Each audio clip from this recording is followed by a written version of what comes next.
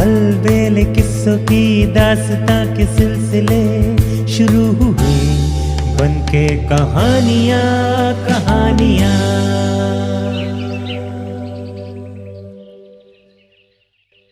एक राजकुमारी और भयावह दैत्य। सैकड़ों साल पहले यूनान में एक राजा राज्य किया करता था। उसकी 3 राजकुमारियां थीं। उनमें से 2 का विवाह अन्य प्रदेशों के राजकुमारों से हो चुका था।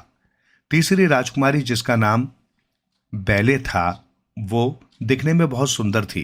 राजकुमारी के सौंदर्य के सभी प्रशंसक थे। वो बहुत सरल स्वभाव की थी।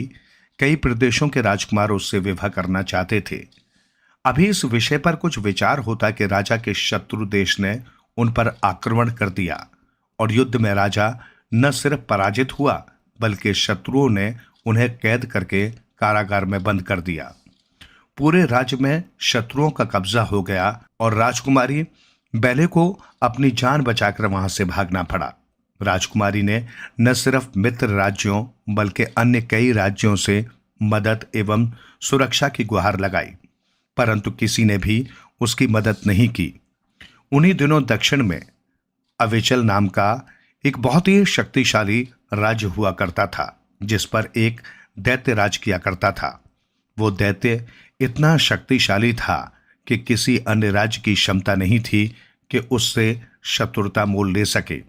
वो दैत्य जितना शक्तिशाली था उतना ही दिखने में भयावह और क्रूर था।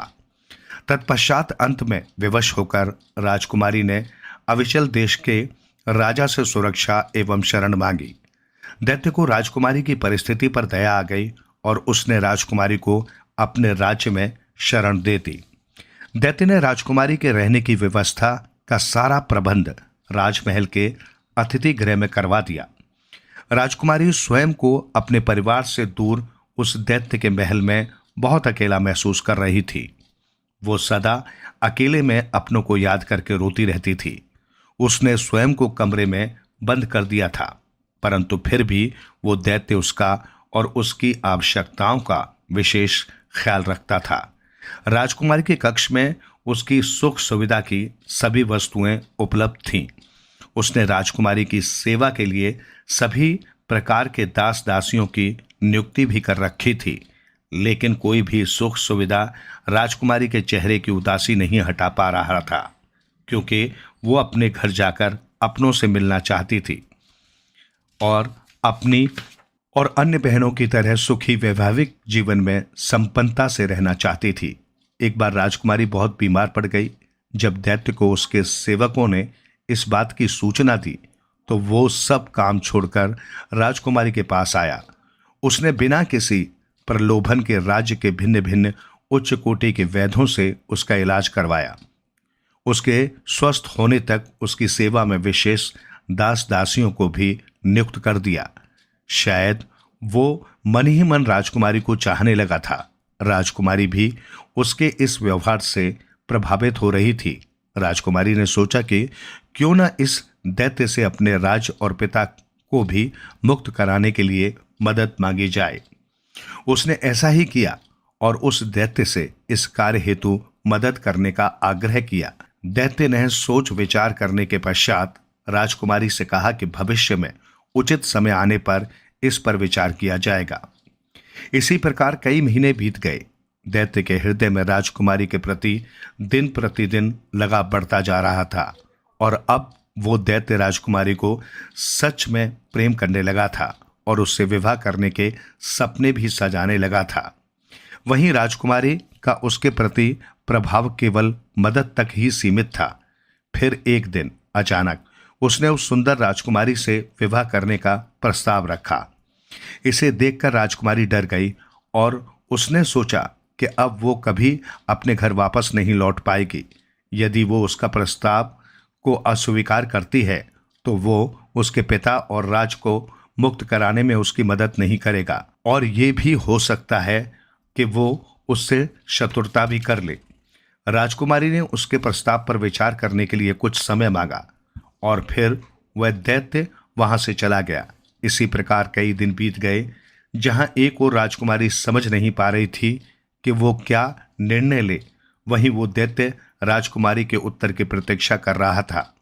राजकुमारी को प्रस्ताव स्वीकार करने के अलावा कोई मार्ग नहीं दिख रहा था और अंत में विवश होकर उसे मन से रोते हुए राजकुमारी ने उसके प्रस्ताव को स्वीकार कर लिया, परंतु मन ही मन ये निश्चय किया कि वो विवाह के उपरांत स्वयं का अंत कर देगी। अब विवाह की रस्में प्रारंभ हो गई।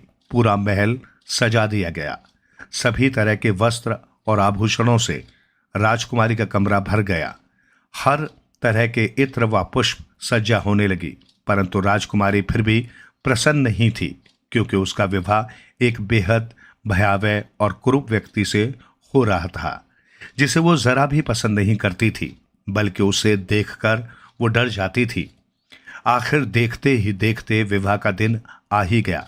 विवाह उत्सव के लिए विशेष सेविकाएं उसे तैयार करने आईं, परंतु राजकुमारी बहुत दुखी थी। लगातार उसकी आंख से आंसू बह रहे थे, मानो कह रहे हों कि काश कोई उसे इस विवाह से बचा ले।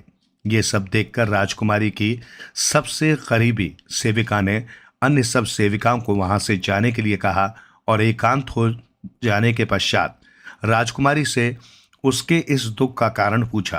राजकुमारी ने कहा कि वो इस दैत्य से प्रेम नहीं करती है और विवाह नहीं करना चाहती है। सेविका ने कहा, परंतु विवाह का प्रस्ताव तो आपने स्वयं ही स्वीकार किया था। तब राजकुमारी ने उसके यहाँ आकर शरण मांगने और इस कुरूप व भयावह प्राणी के पास रहने व उससे विवाह करने की व्यवस्था का सारा वृत्तांत सुनाया, परंतु वो ये नहीं जानती थी कि उसकी ये सारी बातें वो दैत्य सुन रहा था। राजकुमारी की बातों से उस दैत्य को बहुत पीड़ा हुई और उसने बिना कुछ कहे वहां से चले जाने का निश्चय किया। एक तरफ राजकुमारी नहीं जानती थी कि दैत्य सब कुछ जान चुका है और उधर दैत्य ये निर्णय ले चुका था कि वो राजकुमारी की सभी इच्छाओं को पूरा करेगा। उसने सबसे पहले राजकुमारी को उसके पिता और परिवार के अन्य सदस्यों से मिलाने के लिए कार्य प्रारंभ कर दिया। उसने अपनी सेना भेजकर राजकुमारी के पिता को न सिर्फ बंदी गृह से मुक्त कराया, अपितु अपने राज्य से सुरक्षा देकर पुनः राजा बनाया एवं उनका राज्य स्थापित किया। वो ये जानकर दुखी था कि राजकुमारी उससे विवाह नहीं करना चाहती, परंतु उसने राजकुमारी को भी शरण मुक्त किया और उसे उसके राज्य वापस भेजने की व्यवस्था भी करवा दी। जब राजकुमारी को इन सब बातों का पता चला, जो उसने कभी सोचा नहीं था कि इस भयावह व कुरूप दिखने वाले दैत्य का हृदय इतना सच्चा और साफ होगा, राजकुमारी ने वहां से प्रस्थान करने से पूर्व उससे मिलने की इच्छा व्यक्त की। जब ये सूचना दैत्य को मिली तो वो उसकी इच्छा अनुसार उससे मिलने आया, पर अब कहानी बदल चुकी थी। राजकुमारी के मन को ये बात समझ में आ गई थी कि केवल बाहर की सुंदरता ही सब कुछ नहीं, परंतु इंसान का दिल भी सुंदर होना बहुत आवश्यक है।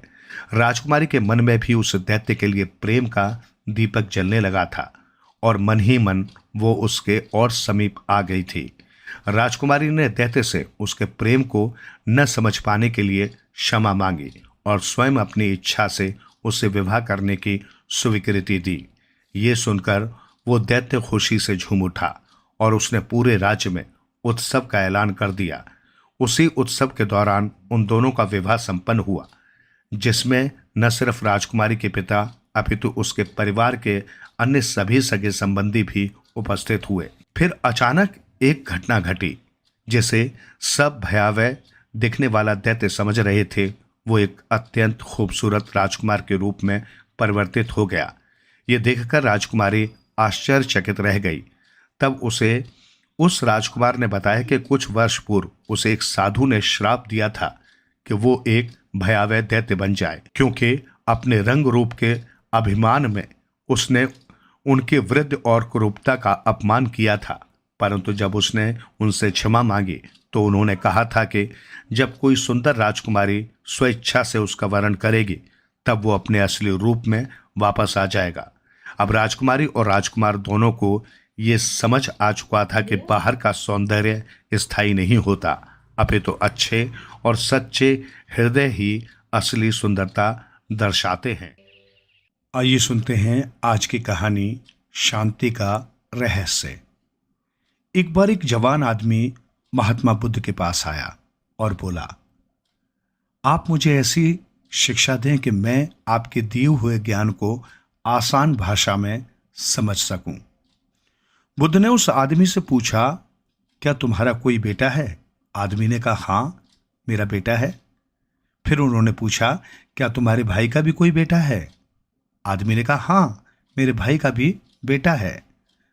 फिर उन्होंने पूछा, क्या तुम्हारे पड़ोसी का भी कोई बेटा है? उसने कहा, हाँ, मेरे पड़ोसी का भी बेटा है। तब महात्मा बुद्ध ने कहा, क्या कोई ऐसा इंसान जिसे तुम खुद जानते हो, क्या उसका भी कोई बेटा है? उसने कहा, हाँ, उसका भी बेटा है। फिर उन्होंने पूछा, अच्छा बताओ कि अगर तुम्हारे बेटे की मृत्यु हो जाए तो तुम्हें कितना दुख होगा? उसने कहा कि मैं आपको नहीं बता सकता कि मैं क्या करूंगा। मेरी तो दुनिया ही खत्म हो जाएगी। मैं खुद मर जाऊंगा उसके बिना। मैं अपना जीवन अपने बेटे के बिना सोच ही नहीं सकता।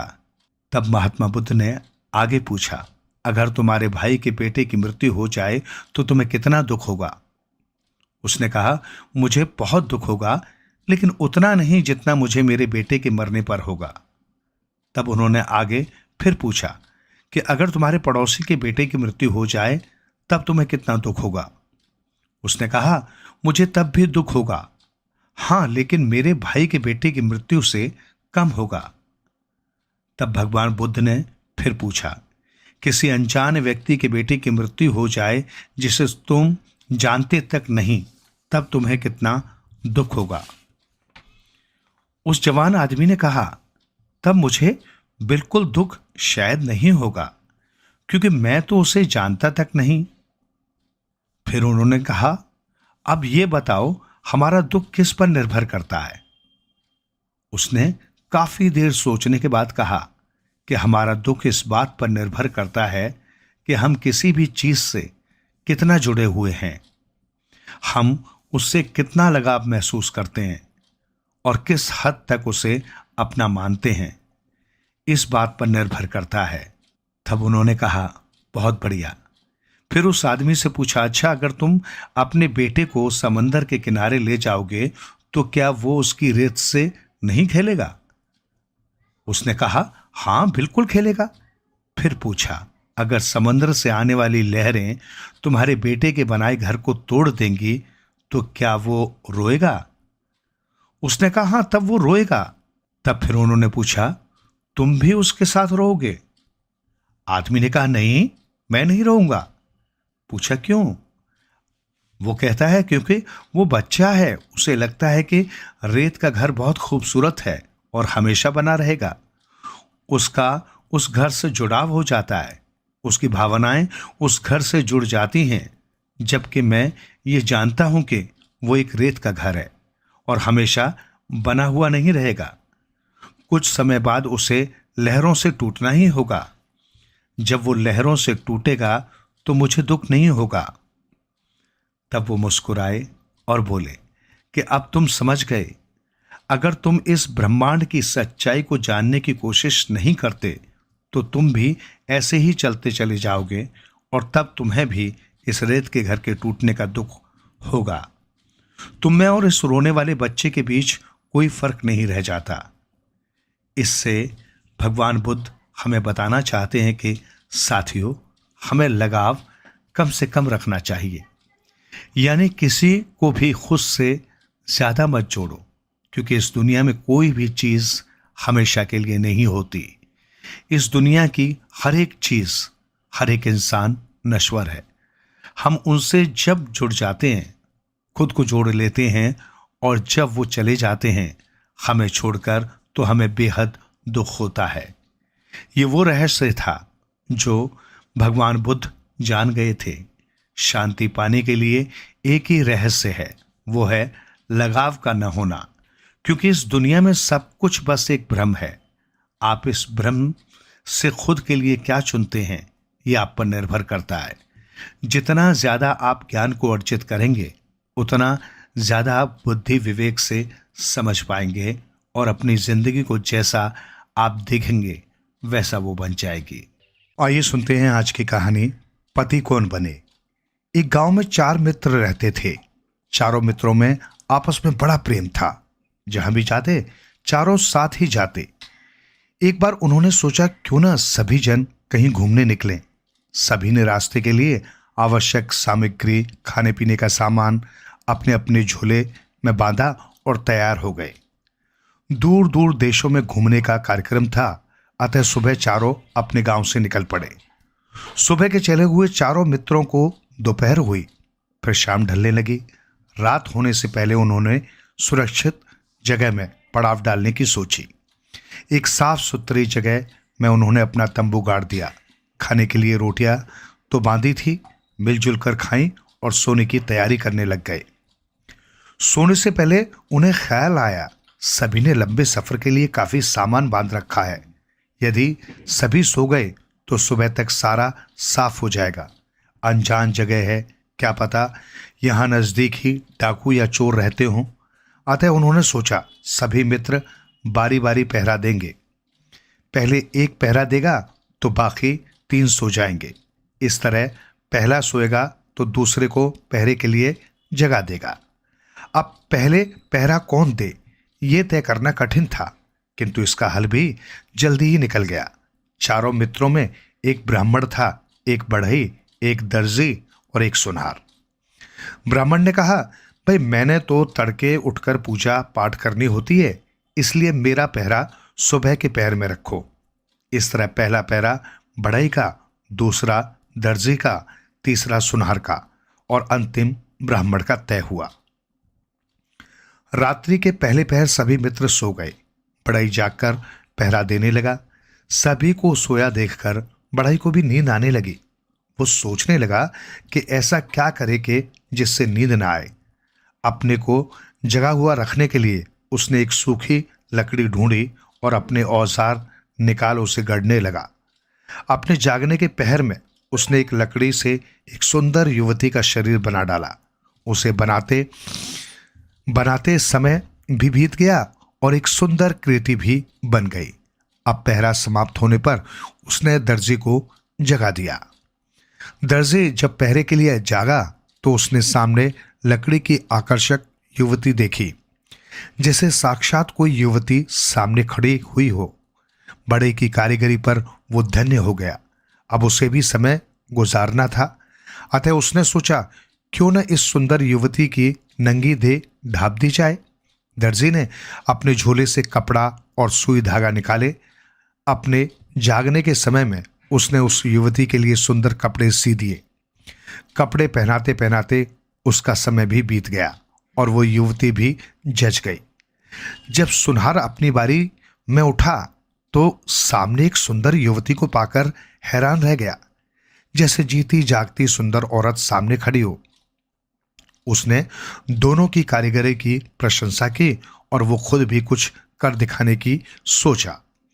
झट से उसने अपने झोले से सोना चांदी मोती निकाले और गहने बनाने में लग गया। अपने सोने से पहले उसने युवती के नाक में नथ, माथे में मांग टीका, गले में हार, हाथों में कंगन सजा दिए। मूर्ति अब हार श्रृंगार किए एक जीती जागती दुल्हन लग रही थी।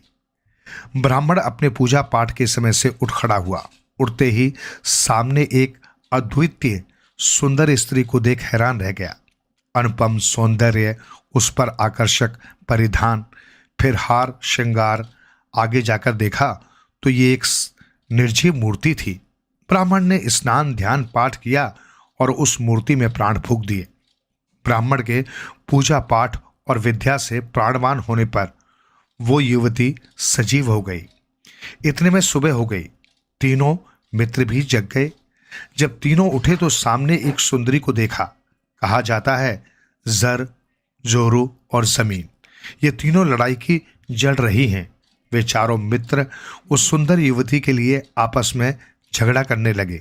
बढ़ई कहे मैंने इसे बनाया है, दर्जी कहे मैंने इसका तन ढापा है, सुनार बोले मैंने इसे सजाया है, ब्राह्मण कहे मैंने तो जान डाली है। सभी उस युवती को पत्नी बनाने के लिए ललचाने लगे। आखिर ब्राह्मण का ख्याल छोड़ चारों राजा के पास पहुंचे। राजा ने अपना न्याय सुनाया। बढ़ई ने इसे बनाया, पैदा किया, इसलिए वो इसका पति नहीं हो सकता। बड़ाई तो पिता की तरह है। दर्जी ने इसका तन ढापा है, वो भाई की तरह है। ब्राह्मण ने जीवन दान दिया है, वो ब्रह्मा के समान है। सुनार ने इसके नाक में नथ डाली, गहने पहनाए, इसलिए वही इसका पति हो सकता है।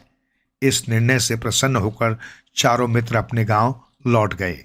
आइए सुनते हैं आज की कहानी सौभाग्यवती। किसी नगर में एक साहूकार रहता था। साहूकार की गृहस्थी धन धान से भरी हुई थी, किंतु वो निसंतान था। उसने कई जप तप किए, दया धर्म के काम किए, संतान न हुई। जब वो आसपास के घरों में बच्चों की किलकारियां सुनता तो मन महसूस कर रह जाता। साहूकार ने कई धर्मार्थ के कार्य किए, स्वयं भी बड़े संयम से रहा, ध्यान भजन किया, दान धर्म के कार्य किए। अंततः विधि माता ने उसे एक पुत्र दिया और कहा, तुम्हारी विनती पर मैंने तुम्हें पुत्र दे दिया। ये पुत्र केवल 18 वर्ष तक जीवित रहेगा।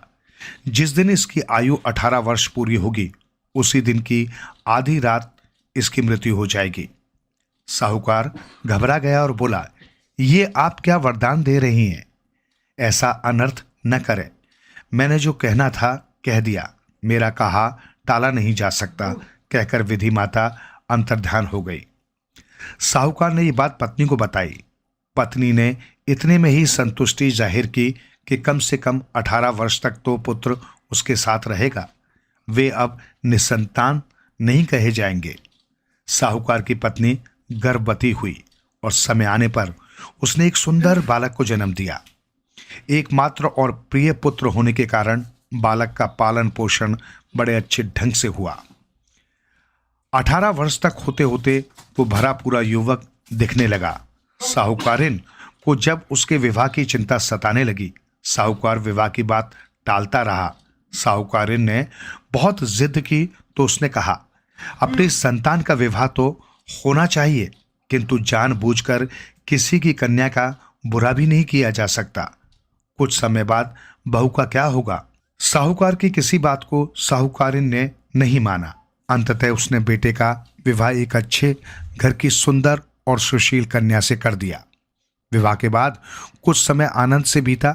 मन ही मन साहूकार को डर लगा रहा। साहूकार बहू को ज्यादा दिन मायके भेज देता, कुछ दिन अपने यहां रखता। जब 18 वर्ष पूरे में 3-4 महीने शेष रह गए तो साहूकार ने बहू को मायके भेज दिया। माँ बाप उदास रहने लगे। एक एक दिन बीतने पर वे और उदास हो जाते। जैसे जैसे दिन कटते गए, माँ घबराई सी रहने लगी और बहू को बुलाने की जिद करने लगी। साहूकार कुछ दिन टालता रहा। जब ज्यादा हट किया तो वो बहू को लाने चल दिया। बहू को लेकर जब घर की ओर रवाना हुआ तो साहूकार चिंता में डूब गया। बार बार लंबे सांस लेता हुआ वो कुछ दूर चलने पर ही बैठ जाता। आज वैसे भी अंतिम दिन आ गया था। साहूकार का मन बैठ गया और वो एक जगह बैठ फूट फूट रोने लगा। बहू की समझ में नहीं आया, ससुर क्यों रो रहे हैं। वो बार बार पूछने लगी कि उन्हें क्या तकलीफ है, क्या बीमारी है। ससुर ने अंत में कहा, बेटी तुम शायद मुझ पर विश्वास नहीं करोगी, मैं सच सच बता देना चाहता हूं। इतने दिन ये बात हमने तुमसे छिपा कर रखी। हम तुम्हारे गुनाहगार हैं। पिताजी ऐसी क्या बात है, आप निसंकोच कहिए। मुझसे कहा नहीं जा रहा है बेटी, छिपाकर भी नहीं रख सकता। तुम्हारा पति आज रात 12 बजे मृत्यु को प्राप्त हो जाएगा। विधि माता ने उसे हमें 18 वर्ष के लिए ही दिया था। कहते हुए साहूकार पुनः रो उठा। बस इतनी सी बात के लिए आप परेशान हो रहे हैं? बहू ने कहा, मैं तुझे इतनी कम उम्र में विधवा कैसे देख सकता हूं? हमारे घर किसी चीज की कमी नहीं है, पर विधवा जीवन। पिताजी आप चिंता न कीजिए, मुझे जो चीज चाहिए वो आप ला देना। जो चीज चाहिए मांग लो बेटी, कमी तो किसी चीज की नहीं है। कमी है तो बस भाग्य की। बस 4 चीजें मुझे ला देना, दीपक, जल का लोटा, थोड़ा अनाज और एक गाय। ये चीजें तो घर पहुंचते ही ला दूंगा, और कुछ चाहिए हो तो वो भी ले लेना। शाम होने से पहले वे घर पहुंच गए। साहूकार ने तुरंत सभी चीजें मंगवा दी। बहू ने सास के पैर छूकर आशीर्वाद मांगा और कहा कि रात मेरे कमरे में कोई ना आए। अंधेरा होने पर बहू ने दरवाजे पर दीपक जलाकर रख दिया। साहूकार का बेटा इन सब बातों से बेखबर आराम से सो गया। रात के पहले पहर विधि माता के भेजे 2 दूत दरवाजे पर आए। ज्यों ही वे भीतर आने लगे, दीपक ने उन्हें रोक लिया। दीपक ने कहा, यहां मेरा पहरा है, कोई भी भीतर नहीं जा सकता। यदि किसी ने नहीं मानी तो मैं चारों ओर आग लगा दूंगा। इस आग में तुम लोग भी जल जाओगे। दूत डर के मारे वापस चले गए। विधि माता ने अब 4 दूत भेज दिए। अब बहू ने दरवाजे में जल से भरा लोटा रख दिया। जो ही 4 दूत भीतर आने लगे, जल ने उन्हें रोक लिया। यदि किसी ने भीतर जाने की हिम्मत की तो मैं एकदम छिप जाऊंगा और सभी लोग प्यासे मर जाएंगे, जल ने कहा। चारों दूत वापस गए। अब बहू ने दरवाजे में अनाज रख दिया। विधि माता ने अब 8 दूत भेजे। अनाज ने उन्हें भीतर नहीं आने दिया। उनके वापस जाने पर विधि माता ने 16 दूत भेजे। बहू ने अब दरवाजे में गाय खड़ी कर दी। गाय ने उन सभी को भगा दिया। इस तरह रात्रि के चारों पहर बीत गए। जब सभी दूत वापस आ गए तो विधि माता के क्रोध का ठिकाना न रहा। उसने दूतों को खूब डांट फटकार सुनाई और स्वयं उठकर साहूकार के घर पहुंची।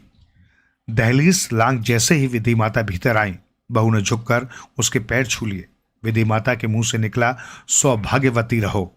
बहू ने कहा, आप मेरे पति को ले जा सकती हैं, किंतु मुझे अभी अभी आपने सुहागिन रहने का आशीर्वाद दिया है। इनके बिना मैं सुहागिन कैसे रहूंगी। विधि माता को अब पता चला कि उससे क्या भूल हुई है। साथ ही वो बहू की कुशलता पर प्रसन्न भी हुई। विधि माता ने आशीर्वाद दिया, तुम सदा सुहागिन रहोगी। ये कहकर विधि माता अंतर्ध्यान हो गई।